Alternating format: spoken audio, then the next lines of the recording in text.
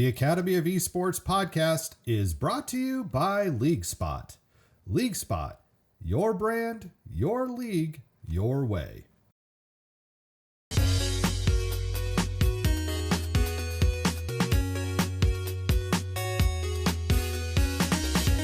Welcome to the Academy of Esports with James O'Hagan. He's on fire. Boom shakalaka.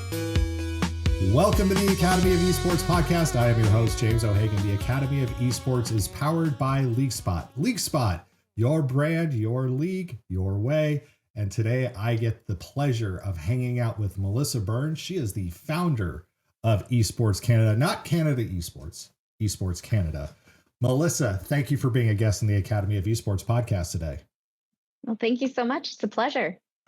And you have quite the resume. I'm gonna read through this for everybody just so they can hear what pleasure I get to be graced by your presence. National award-winning educator and international speaker. Well, beyond the United States, right? You've spoken. Yeah. Okay. Yes. More than just Canada, US. Yeah. Within the field of esports, Melissa is the founder and chair of Esport Canada, a federally registered non-for-profit that supports the growth and development of the Canadian esports ecosystem and national associate member of the International Esports Federation. Actively involved in esports advocacy and research. She is a guest lecturer at Canadian post-secondary institutions on the topic of game-based learning in schools and published a chapter for the textbook Esports Research and its Integrations in Education. She currently works at Louis Riel School Division's school and classroom support team specialized in integrating arts and technology through the exploration of progressive pedagogical strategies.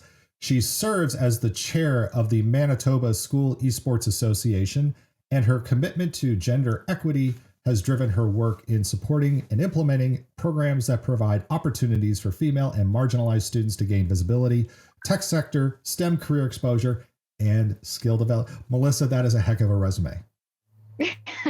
Well, I mean, it is a lot of fancy words just to kind of summarize some of the stuff I do, but I'm busy. You are. And to let the audience know, Melissa, I think Melissa put me off for like several months. So it's totally fine because she was so busy. I tried. I'm so sorry. No, I get it. I'm the same way too. You get busy, especially again. Yeah. You're an educator working in a classroom and also running an association of this, and not just a state like in the United States. We have the state ones. You're not running a territory or a province. You're running a national organization as well too. So, but we need to get to know you a little bit better, and we're going to ask you some of the fun questions that help get us to where we know you a little better. All right, okay. Melissa, what is a game, and it doesn't have to be a video game, that stands out as having been important to you at some point in your life? Why was that experience meaningful?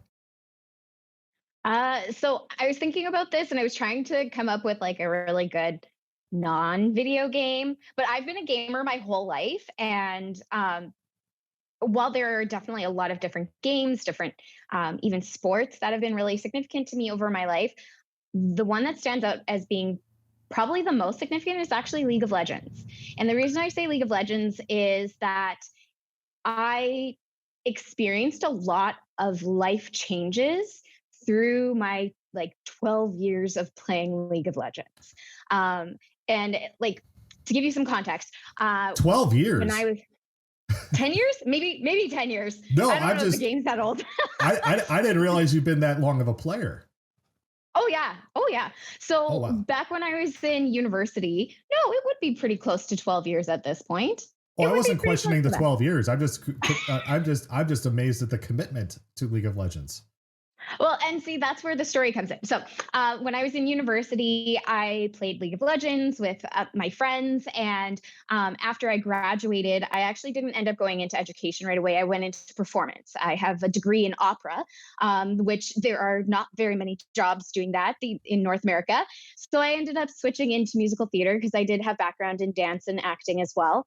And I did that professionally for many years. And I would play League of Legends because this was back before Netflix was around. So if you wanted to watch something with your friends back home, you would torrent a video. I didn't say that. but and you'd hope you both got the same version because otherwise you'd get the jokes at this different times because the playback would be a different speed. Mm. So that's how old I am. But you could play League of Legends. So I would play League of Legends, and the person who I played with the most is now my husband. And so Oh, we would wow. play League of Legends while I was touring. And then after one of my tours, I was back for like, I don't know, maybe a month before heading back out on the road again. And he proposed. And so then we ended up playing League of Legends while I was transitioning into my career as a teacher, going off of the stage and into the classroom, different kind of stage.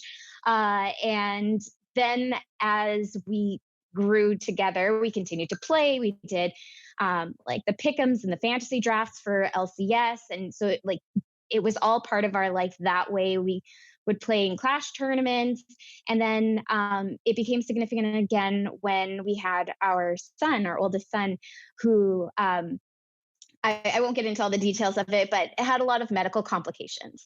Mm. And it was something that we could do as a release while we were away from family in a different province, going through a lot of surgeries.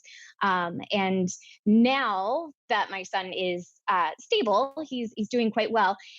He's 7, and we play Pokemon Unite together, which is a very similar game. And it's really fun to kind of see how that's transitioned with us through all these different stages of life. Well, and what I love is I have 2 follow-up questions. Number one, well, not a follow-up, one follow-up question, one statement. You are the Yeah. second guest on the Academy of Esports to who in that question made mention that they met their spouse playing a game, and that the other one was Dr. Kelly Dunlap. She and her husband met while playing Halo together in college, Mm, so that was theirs. But I have to ask too: did you have any yeah. League of Legends themes to your wedding?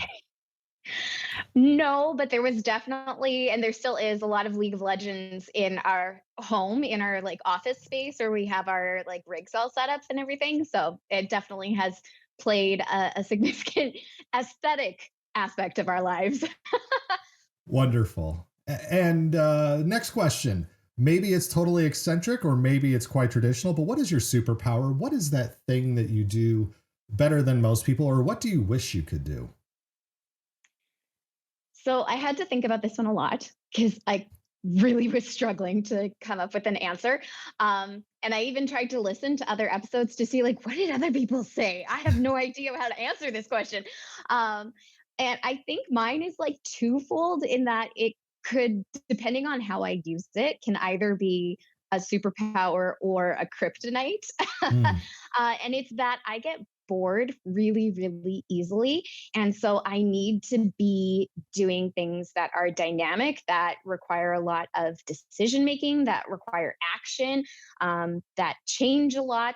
And that's been very much characteristic of my careers as I've grown as well, having done stuff in marketing and having done stuff in musical theater and doing even different jobs within education. I have to always be learning, doing something different, but that also makes me really efficient. So that's, yeah, kind All of my right. answer. All right. Efficiency is your power. Sure. All right. Yeah. All right. Now, this one probably you probably were able to nail this one. You probably didn't have to think about it. Being an opera major. Now, alto, soprano, what Soprano. Soprano. soprano. Okay. Mhm. Name one song whenever it hits your speakers you're going to sing along to. So this is a weird one. I generally don't sing a lot unless I'm being paid to sing. That, you know what, that makes sense. That makes Like all the sense in the world. it's not an ego thing. It's just, oh wait, like I I will sing a lot, and it's also become even more compounded by the fact that both of my children, anytime I try to sing at home, they say, "Mommy, stop singing! You're too loud." I've heard from other people too who do certain things um as a profession that some of us just do for fun, and they just go, no, I'm not going to do that anymore. Once I'm off the clock, I am off the clock. I can't. um Well, it's just like video games. Like we go into this because we love video games, but then we're so in it that we don't have time to play video games as often anymore. It's the same kind of thing. I haven't ever gotten out of the tutorial in League of Legends. I'm ashamed to say. But well, I will I'll support have to sit you down and we'll play sometime. but I will support everybody who wants to play League of Legends or whatever game it is. So I get that. Well, maybe soft start. We'll get you into Pokemon Unite. Well, okay. But what is that? What is that song? If you do, if there's, it depends on my mood and what's playing. Because I will sing to pretty much anything. Okay, if I have to pick, if Elton John is on, I will always sing Elton John anything. I will try to sing Elton John if Elton John is on. I will do my best that I can with Elton John. All right, now, again, this kind of leads us into the main discussion. What is one thing about your field that surprises people when they first hear about it? Now, again, when I met you, not physically, but connected online, you were a music teacher who was very interested in connecting into esports and scholastic gaming. And I found that to be really interesting. In fact, I believe, didn't I see a video of you with playing the xylophones with some of your students, some of the League of Legends music? Was that it? Yeah, and we did an entire concert where I transcribed all the songs from Ocarina of Time from the Zelda series, and we did all of the Ocarina of Time songs that you'd play. We did those all on the Orff instruments. Yeah. Okay, so what? Well, let's get into maybe that. I'm sure some people are probably surprised by that, but let's talk about what surprises people when they first hear about what it is that you do.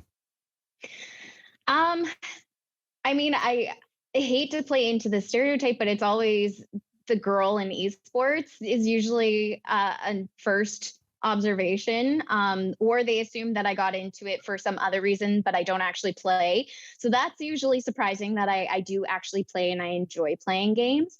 I think that most of the time folks are surprised by the breadth of the work that I've been building. Because of the very humble beginnings of my program.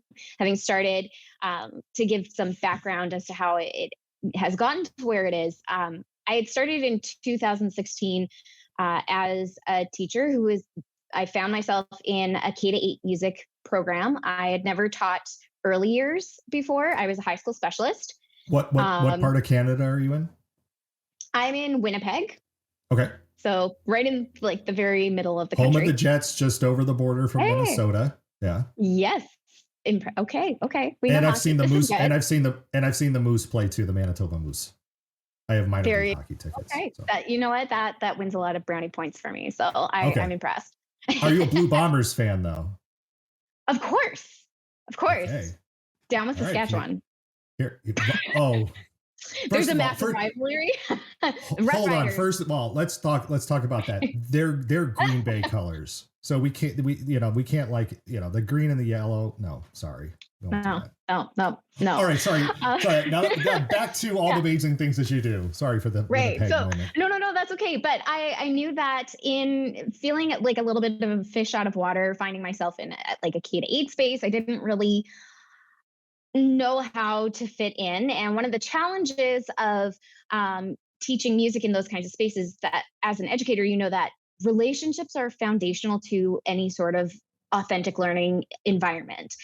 And as a music teacher, I had 30 minutes, 3 times a cycle with my students, which is not enough time to actually build meaningful relationships. So the first thing I wanted to do, this is right in September, right after I'd been hired, I wanted to be able to connect with the students. And I saw that there was a really active music program that I was taking on. So I knew that there was a segment that I would connect with in extracurricular music. And there was lots of different kinds of crafting clubs, and there were lots of sports teams, but there was nothing for the gamers.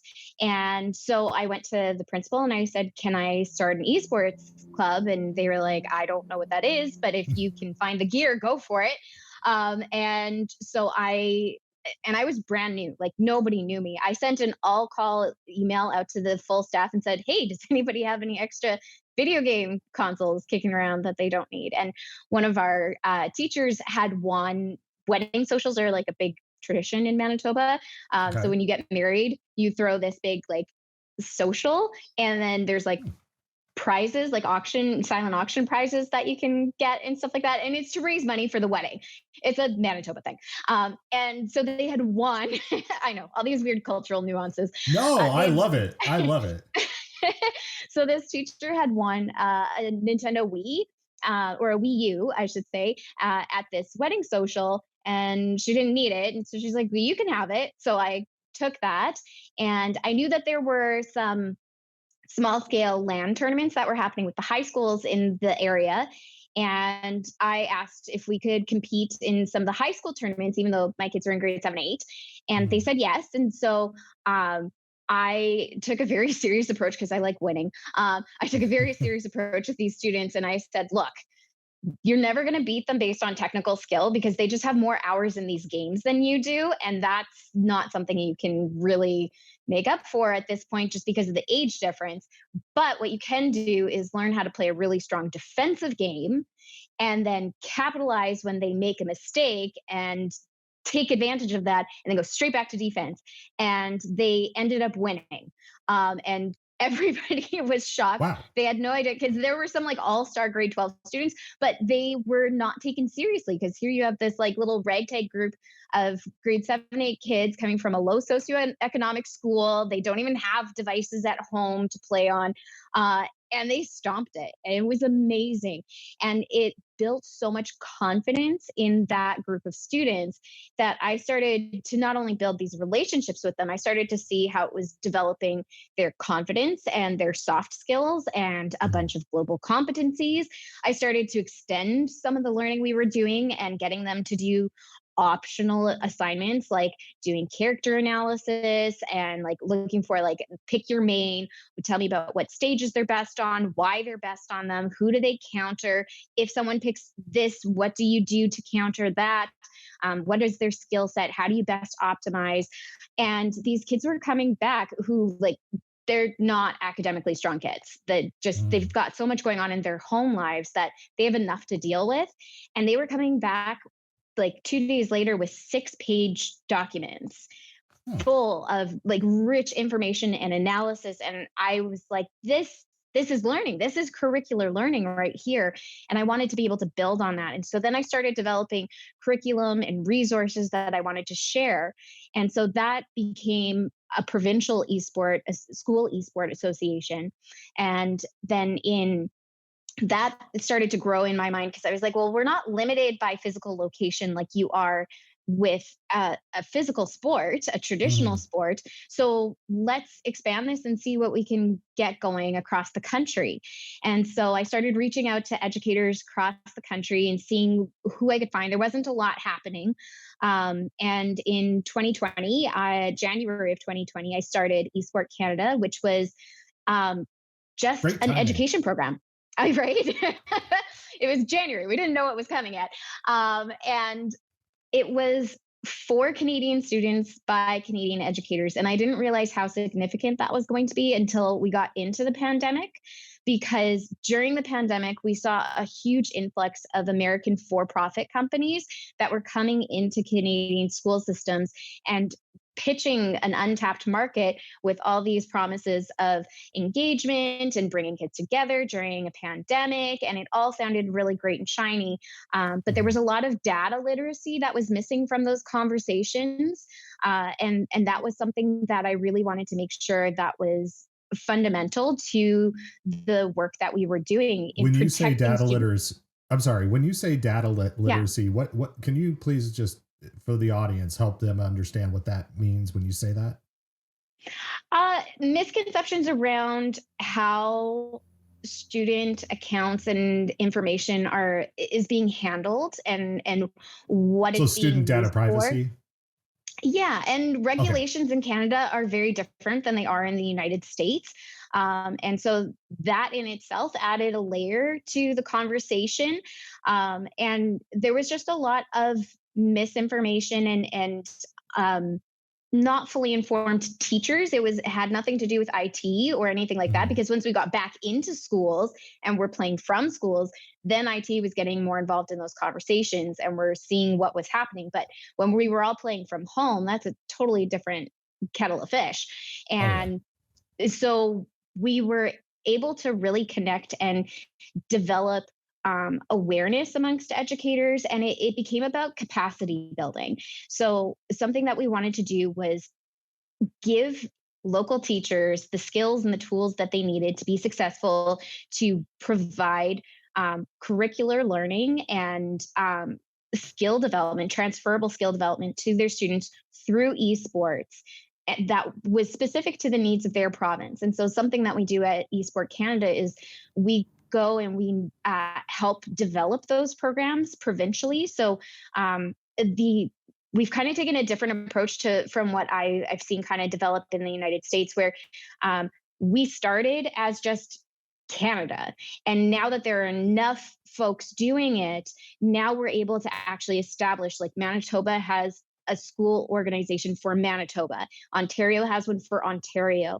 And we're currently activating in BC, Alberta, Saskatchewan, and Nova Scotia. So all of those provinces are going to have locally run and operated, independent, not for profit, school run organizations to support students in a scholastic setting.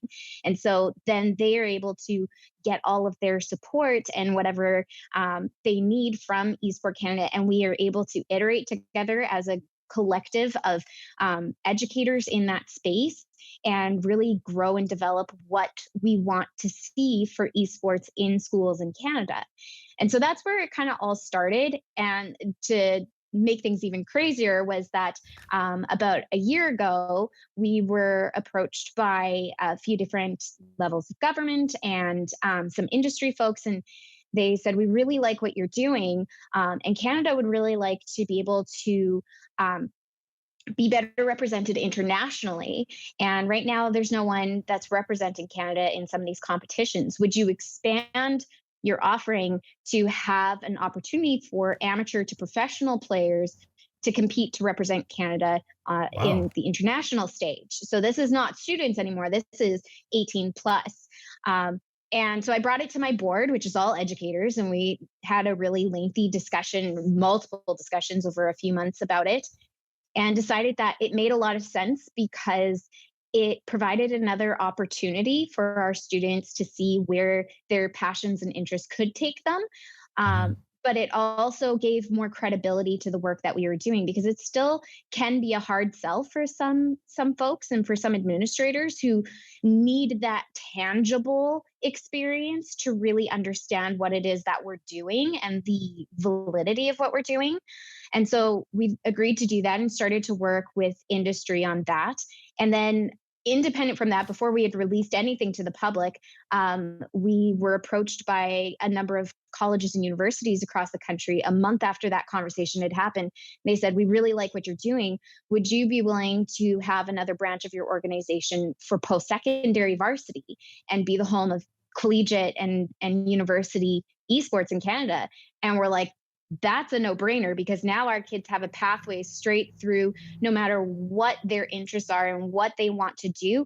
It's all here. And we are all working towards this same shared vision of supporting Canadian industry, Canadian ecosystem, Canadian students, and really putting people first in all that we do, and really being able to dig into those roots. So we've been able to grow slowly, but with a lot of intention and a lot of dedication. And it's been supported by the industry, because everybody in our organization works completely pro bono. Like we have a law firm that works with us full time pro bono, because they Wow. believe in the vision of what we're doing.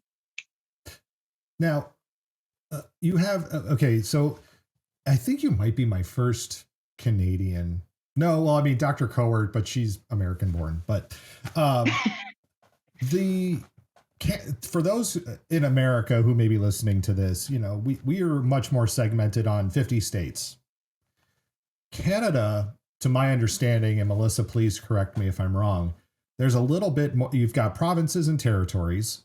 So, Mhm. you know, But it's interesting. I heard Nova Scotia, which I know they speak their own language, but then you have Quebec and Quebecois, and it is, I believe it's law in Canada, is it not, that all offerings have to be in both French and English? Is that correct? So Yes. how has and I noticed that you did not bring up Quebec as a province that you're currently working with. Yeah. But talk to me about that, having to not just talk about different languages, but we're also talking about First Nation, which has a prominent place in Canadian culture as well. People in the United States may say Native Americans. Okay, First Nation is a protected group in Canada. Talk about how you've developed within those very different cultures as well, too, perhaps. Yeah. Quebec was actually my first partner in all of this. And the reason that I left them out from that particular statement is just that for strategic reasons, the Quebec Federation, which is by far the oldest and the most established in the country, has decided that they don't want to join Esport Canada in an official capacity until we get national recognition, like from the Minister of Sport. And so until then, they're strategically choosing to not be officially with us, but they are still with us. So, for example, our Hold on. director. Oh, wait. I'm just laughing because that is so Quebec. That is like the most Quebec. I'm not putting you in a bad spot. I'm saying this, but knowing what I know, cousins who live in Montreal and such, that is the most Quebec thing I think I've heard in a long time. So please go on. Apologies. Well, one of my dearest friends is in Quebec, and he's our director of education, actually. So even sitting board member, he is Quebecois, or I guess not Quebecois. That's a specific political party. But I don't know what his political affiliations are, and I wouldn't share that on here anyway. That's okay. But uh, but we do provide resources in French for our French colleagues. And it is obviously something that we continually have to work on. I myself am not a French speaker, so that is a weakness for me. That's something that I am aware of. But that's why I surround myself with incredible supporters who are francophone to bring that perspective.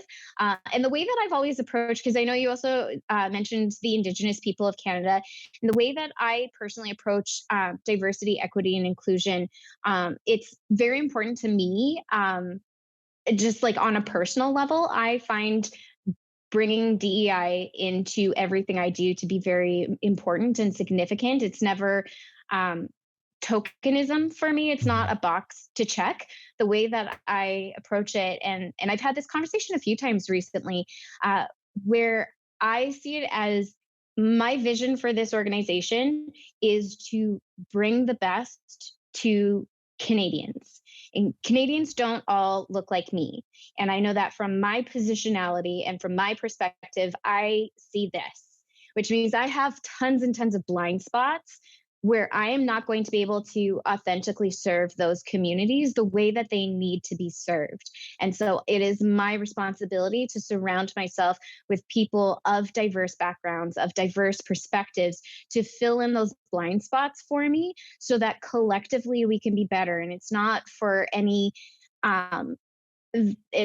one reason, except that it makes it a better experience for all. Like as an educator, we teach educators how to use universal design for learning, not because it checks a box, but because what is good for some is necessary for others. And you don't lose anything by taking that opportunity to share that perspective. And so that's the way that I've even our entire board and executive have written the constitution for our organization, is with an emphasis on diversity for that reason, because it makes us stronger and it allows us to provide a better experience for everybody. But those who really need it benefit immensely. That I think, Melissa, what you just did was you put DEI in a beautiful descriptor for everybody, as well as talking about that it starts with the organization. It starts with not rushing to implement, but being purposeful in what it is that we are doing here. and maybe this gets into some of the biggest questions, the challenges that we see sometimes in esports and gaming and scholastic gaming are that everybody who is so excited, they want to do everything. And then all of a sudden they look around and they go, why is our culture like this? Why is it not, as robust, or the program not as big or as good? Well, you didn't plan for it to be. You didn't plan for it to be a diverse organization. You just planned to play video games. There's so much more to this, and I see that as a huge challenge. What's a challenge that you see in the work that you're doing outside of, I wouldn't say DEI is a challenge so much as something you're facing head on, but what's a challenge that you're seeing right now? If it is DEI, I think you're doing a great job of starting to handle it and address it.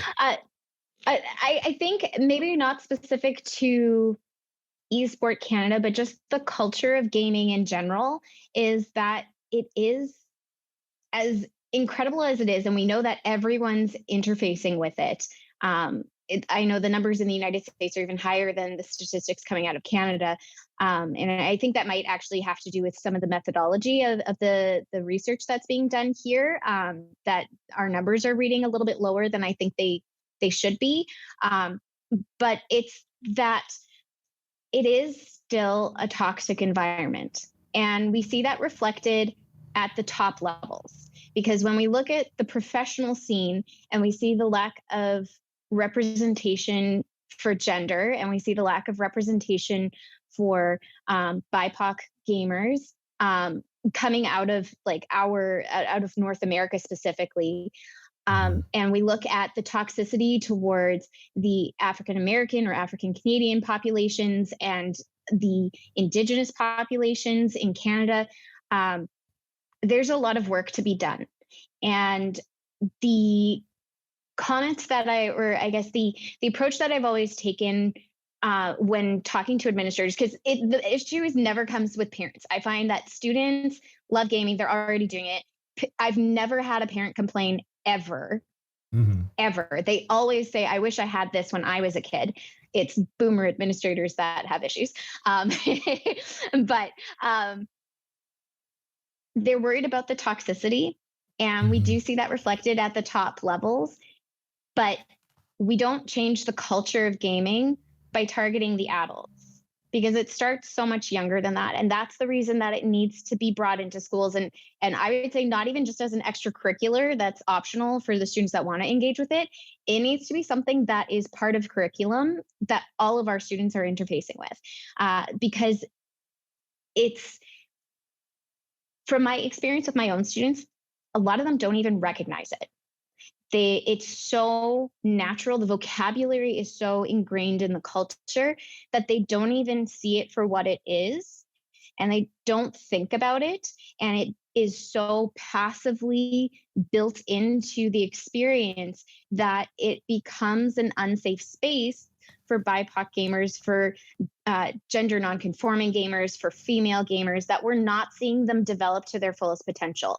And by all accounts, we should have a very wide representation at the professional level. And so we need to be intentional with our instruction, not just from it. It's so much more than just playing games. This is life. And our students are expressing that they are having just as many real life experiences in online spaces as they are in physical spaces. So there's been a paradigm shift. And until the decision makers start to wrap their heads around that concept, it becomes really challenging to address some of these systemic issues, because they are systemic issues at this point. It is part of the system. And so we need to have these conversations earlier, start the training earlier to affect change. I agree with you in that, thinking through what you said about, having this be part of program, changing the culture. I know when I started our program and even this podcast, the Academy of Esports, one of the key pillars is to redefine athletic culture. And very quickly I realized it's not just athletic culture that needs to change, but it's gaming culture. And I think what you bring up about administrators who want to bury their head in the sand and not address the amazing intrinsic motivational value of gaming and just say, well, gaming has no place in our schools. That's the same aspect that they and attitude that they took with social media, right? So go back 10, 15 years when social media was kind of just getting started, students were getting into it. It was seen as more of a nuisance and a distraction and something that had no place in school. And unfortunately, what do we have now? We have a bunch of 20 and 30-year-olds who were raised in a Lord of the Flies experience, who never were given boundaries or anything on how to develop their social media presence. Same thing in gaming has happened with that. And I agree with, I love hearing that Esports Canada as a national program has that as a core pillar of their own beliefs of saying, hey, we need to do this to help correct some of the flaws that are in the system, the lack of diversity that goes in the system. I love hearing about that. What about when you hear people talking about the epidemic of mental health challenges? I know that is also something that a lot of us in scholastic gaming have faced head on in various ways. What does that mean to you personally and professionally, or as through the lens of Esports Canada? I think it comes back to that education piece again, where it's our opportunity to model and outline and highlight for students what healthy, balanced gaming looks like. I know we've gotten past the stereotype of the kid sitting in his basement eating Cheetos and drinking Red Bull. We've gotten past that for the most part. But there is still a culture of unhealthy habits that does seem to persist. And we know what kind of impact, especially the piece that really sticks out to me as an educator is the sleep piece. And knowing how significant sleep is to our students' ability to regulate and the impact, the compound impact that has on their social interactions. Because when they're not getting regular and restful sleep, they're not able to make the decisions that help them be successful in social situations, which then result in all these different impacts on their social behavior and overall well-being. And so we need to model for them, because we ourselves are gamers, model for them what does healthy gaming look like? What does balanced living look like? Because anything that you do can be taken to a point where it is no longer healthy. And unfortunately, with something like social media or video games, because it is so brilliantly crafted to play into human psychology, that makes it quite addictive. We have to be even that much more intentional about creating boundaries for ourselves that allow us to have those safeguards and keep our well-being, our overall well-being in check. And I think that that's something that's really significant about bringing esports into schools, is that it really allows us to teach the whole child. It really allows us to be very holistic in our approach towards their economic, their social, their citizenship, their personal and interpersonal well-being. All of those things converge with esports because of the way that it's built. And I just there was you did use the A word, addictive. To the listeners, I argue against the addictiveness of games. I talk more about the intrinsic motivation of games. Not to say that addiction doesn't exist, but I want to say that most times it's kids are just more motivated to want to play these games because they do have a sense of autonomy, a sense of community, and they have a sense of relatedness to what it is they're playing. So, Melissa, I'm not saying that to browbeat you. No. And I would actually argue that the reason that I chose that specific word is because they're designed intentionally to, just like TikTok. TikTok is a brilliant design in that it gives you a 15-second dopamine hit.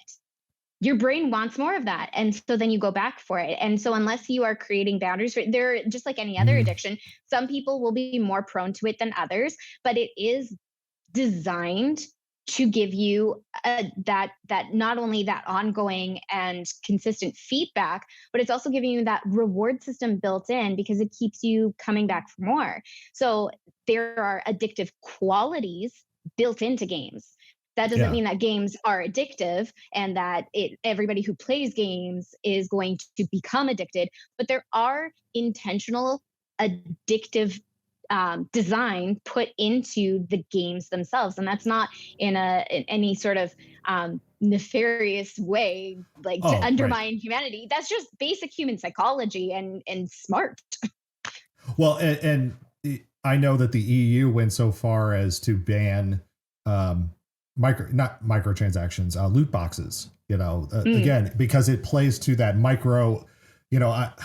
I don't want to get into the micro betting stuff, but that to me is just like that is the worst of the worst That's when a it comes different to betting. podcast. That's a totally different podcast with different Yeah. psychology. But I I'm love not that you ready for did. that one today. But you did bring up the dopamine hits, and the problem with Yeah. repetitive dopamine hits is there's other chemicals of the brain too that need Yeah, attention.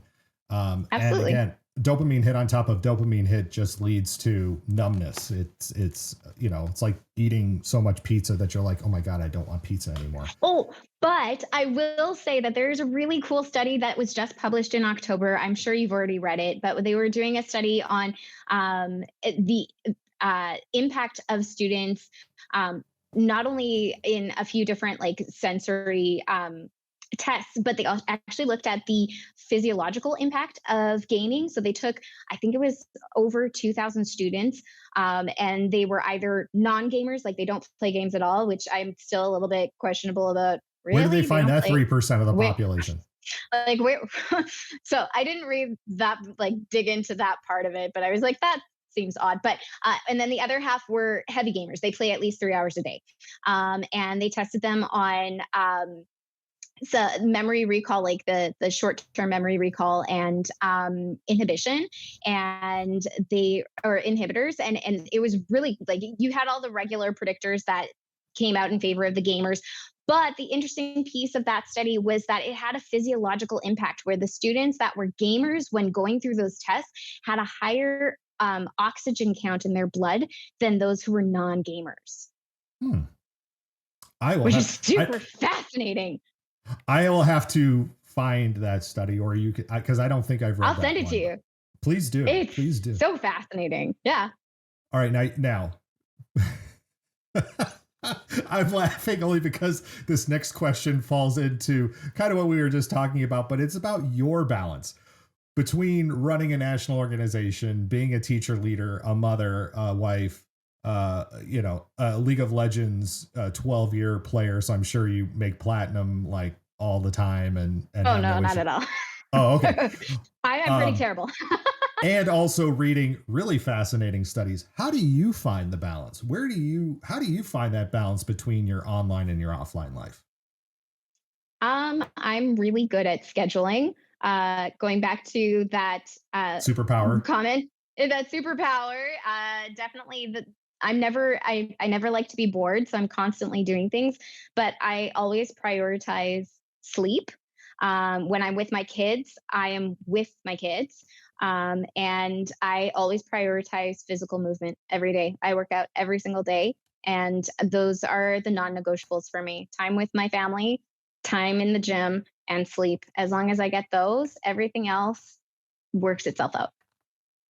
Fantastic. Well, as we are getting to the end here, just a couple of thoughts. Is there anything I didn't ask you or something that you want to promote? I think you've done an excellent job of talking about Esports Canada. What's next for Esports Canada, I guess? Well, we have a really exciting MOU that was announced a few weeks ago with Australia. So we've Memorandum of partnered with Understanding, everybody. Sorry. Oh yeah, sorry. So we're going to be working with Australia on some really neat initiatives, not only in the AM Pro space, but also with education specifically, and looking at developing some different kinds of curriculum exchanges and learning exchanges between educators from both countries, and also hopefully for our students as well. So there's lots of exciting development there. We've got some really cool initiatives that are in the works that I can't talk about yet, but with our Indigenous communities to really give them the stage that they deserve, and a place to really be highlighted in positive ways for the incredible work that they're doing. We've got some really phenomenal content creators here in Canada, and so we're getting finding more opportunities for them to be highlighted and showcased.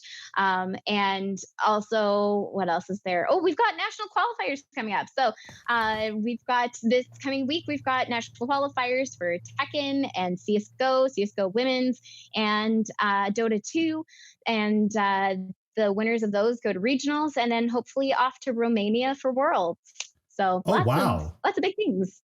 Yeah. Man, Romania is a place it's on my bucket list of visiting. I should just, I don't know, I'll just go and watch. Well, you could come this August, and then you can meet me IRL and check out some cool esports.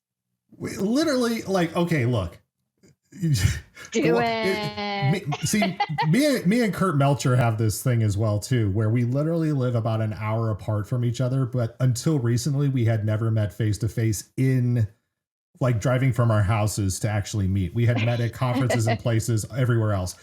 You are just north of Minnesota. I am in Wisconsin, which is connected to Minnesota.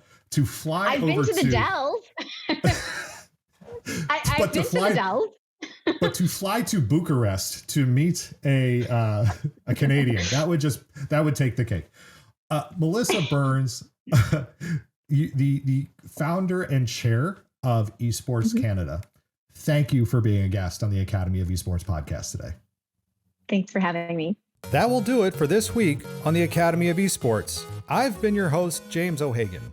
Esports are organized competitive video games allowing schools to redefine their athletic culture, diversify opportunities for student participation, promote good physical and mental health, increase collegiate scholarship pathways, and play games. We can never forget the importance of play.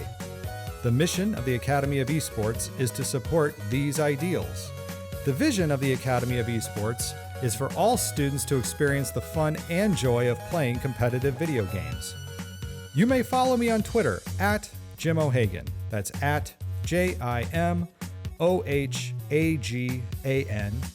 and through the Academy of Esports account at TAO Esports. It's a great way to get the latest blog posts, podcast episodes, and news coming out of esports and education. And remember, you can continue your engagement by going to www.taoesports.com.